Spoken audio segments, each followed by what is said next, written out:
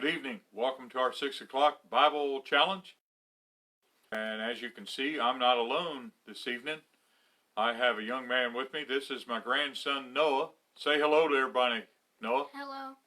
Okay, so Noah, we're going to be looking at Job 28 this evening. Job 28 and Proverbs 2. So while we're talking for a couple minutes, you can look those two scriptures up, and you can find, we're going to start in Job 28 in just a minute, but I want to talk to you a little bit tonight about treasure, what you look for. People find treasure. I know people that go through their change. Every time they go somewhere and go out to the store, they get change, they look at those little coins, and sometimes with a magnifying glass with a light, with their special readers on there, they're looking for coins that are just unique, and if they can find something that has a letter missing that's on all the other coins, they found a treasure that's worth a lot of money, and they spend a lot of time looking for something like that. And I want to look at it and consider something from God's Word about treasure. Noah, one of the treasures I've discovered that he likes is baseball cards. He's a big baseball fan. He plays baseball. He's played some shortstop, and for his team that he played on. What was the name of your team? Mannington Gators. Mannington Gators. And it sounds like if you played in a game against the Mannington Gators, if things didn't go your way, the Mannington Gators were going to bite you. So you had to be careful. Yeah, it's okay to smile. It's all right. And so, but Noah, the past couple days, he loves baseball cards. This is a box of baseball cards that he bought at Walmart, and he opened up one of the packs. I'm going to show you, hold that box there. But they're really nice cards. If you look at them, they are shiny, reflective.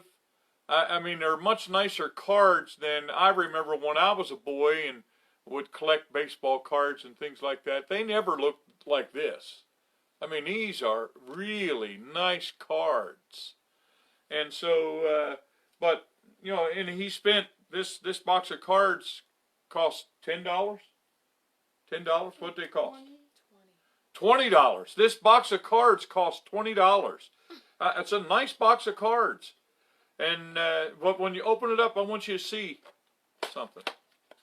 You open this up, and if you look right inside, I don't know if you can tell what I'm trying to show you, but the box really, it's a big box, but they could have made the box a lot smaller, because there's only just a few packs of cards here in the middle, and there's nothing over here, and there's nothing over here.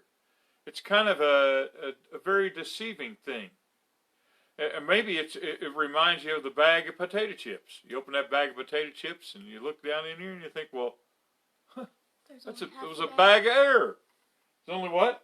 Only half a bag. Half a bag. Well, if you got a bag with half a bag full of chips, you got a good bag. Because all the bags I've opened was about a fourth of a bag full.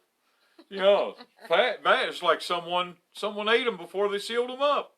And so anyway, go ahead. Can you open one of those? We don't have the scissors, but could you open one of those up? Somehow pry that open. Let's see. And I asked Noah why he wants to get baseball cards, and his answer, what are you hoping for? That I can get every baseball player on these. He wants to get every baseball player, and if there are star players, you're hoping to what? Have them sign them. Maybe have one of them sign the card that's got them on it. So he's hoping to get a special card in there that's maybe got a superstar baseball player, and he'll be able to go to a ball game sometime, somewhere, and be able to watch one of those superstar players play. I've been trying to tell him that we could go out back and we throw the ball around. He could just play catch with a superstar player like me. What about that? Yeah? Okay. I'm messing with Noah. But again, he's got a pack of ball players. Well, here's a guy, his first name's Christian. Nothing wrong with that. That's a good name.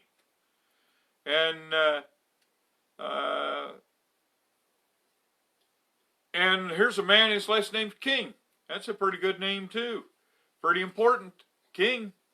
Well, lay those over there and see, Noah, he's after those baseball cards, but when you open them up and maybe you go through them and there's not a big star on any of the cards, it can be disappointing. I remember when I was a boy, I used to open them up, but they had a stick of gum in there.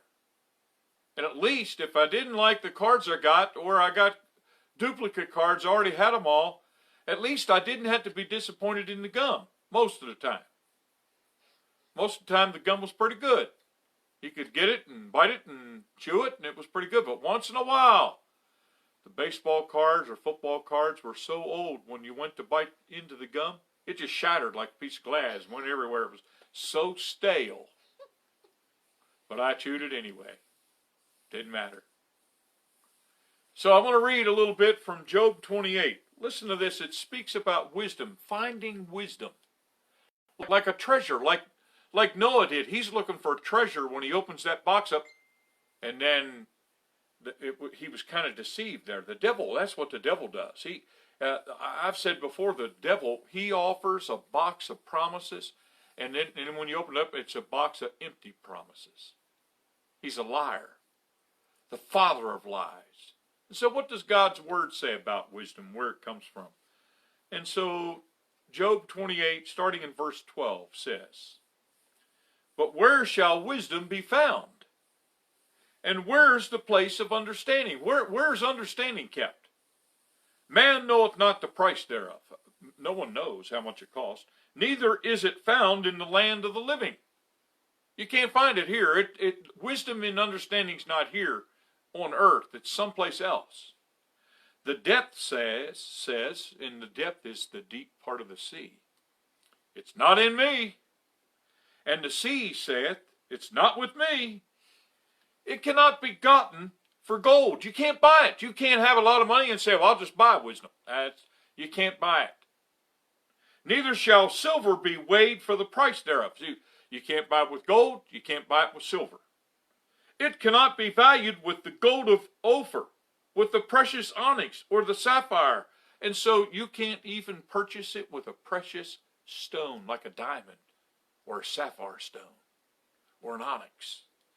"The gold and the crystal cannot equal it, and the exchange of it shall not be for jewels of fine gold." So you can't buy it with money and gold and jewels, because it's worth lots more than those items. "No mention shall be made of coral or of pearls, for the price of wisdom is above rubies." So there you go. There's nothing we've got that we could buy wisdom with. It's priceless. "The topaz of Ethiopia shall not equal it, neither shall it be valued with pure gold." Whence then cometh wisdom? So how do you get wisdom, it says? "And where is the place of understanding?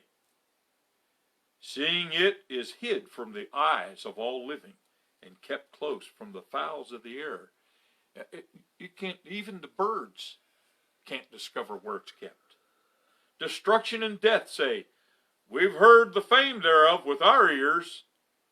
God understandeth the way thereof, and he knoweth the place thereof." And so finally, now we know God says, "I know where it's kept. I know where our understanding's at. For he looketh to the ends of the earth, and seeth under the whole heaven, to make the weight for the winds. And he weigheth the waters by measure, when he made a decree for the rain, and a way for the lightning of the thunder.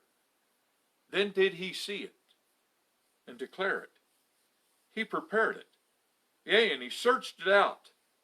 And unto man he said," now before we read this last verse, what we've just read is God, he is all-knowing, and he sees it all, he's made it all. And so this same God that made the thunder and lightning, he calls the wind to blow like it does, the rain to come like it does. He weighs the mountains, knows how much they weigh. He weighs the water in the ocean. He knows how much it weighs. And God says, "And I know exactly where wisdom is."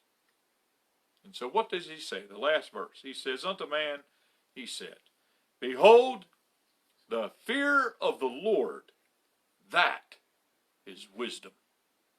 And to depart from evil is understanding." Wow. God says if you want to be a wise person, here's where you start. You learn to fear me. That doesn't mean you run and hide under the bed with all those little dust balls under your bed. And you're afraid you can't hide from God. It wouldn't help to get under the bed anyway. So what does it mean to fear the Lord? It means that you have a very healthy respect and an understanding that you're frail and little and weak and powerless. And one day you'll stand before the God of the universe. That's where the fear of the Lord begins. And then God says, if you want to get understanding, it all starts when in your life you say, I am going to avoid that evil. When you start avoiding wrong things, God says that's the start of understanding. And remember, God said wisdom and understanding are priceless. You can't have enough gold. You can't have enough pearls, diamonds, rubies, emeralds, silver. None of that stuff can buy wisdom and gold. It can't be bought. It has to be caught. You catch it. You begin to understand. You begin to see. I want to read one verse from Proverbs 2. Proverbs 2 verse 4 says, it's talking about wisdom. If thou seekest her as silver. A lot of people are chasing after money. And if you really work hard at that, God says if you work hard at chasing after wisdom and understanding like you do for silver and gold and money, you'd find it. He says, if thou seekest her as silver and searchest for her as for hid treasures, then shalt thou understand the fear of the Lord and find the knowledge of God. So we got to look for it, really look for it hard. We can't just say, oh, it's too hard, I can't do it. You ever feel like that, no? Something, it's just too hard, I can't do it. We're getting ready to go and pick up some pieces of wood. Some of them might be big and heavy. What are we going to do? We're going to say, it's too hard, I can't do it. Got to do it. So we got to learn to chase after God. It's caught, not bought. The fear of the Lord and the understanding of God. Fear of the Lord, that's real wisdom. And avoid evil things. That's understanding. Have a blessed evening. Everybody. Bye.